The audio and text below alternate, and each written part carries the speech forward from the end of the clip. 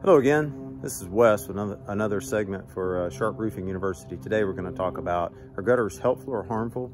And that kind of depends on who puts them up and how much they know about what they're doing and hanging them properly. But here what I want to show you is an example of where they would come in very handy. So we've got the sheet flow of the rain falling evenly off of the roof up above. Obviously, just like a river, it builds up as it comes downhill. When it comes off of that edge, I've probably seen at your own home, it really pours off of there in a sheet.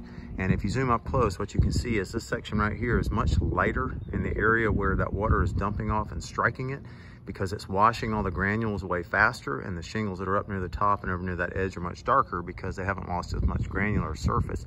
And the granular surface, of course, is what protects the shingle, which is one of my other videos, from the sun. That's its solar protection, so it doesn't evaporate the asphalt out and wear out faster. So in this case, it'd be very helpful to have a gutter across here with a downspout that got the water over here to the side of the house probably, and prevented that wear and tear on that section right there. All right, hope you found that helpful. Thank you.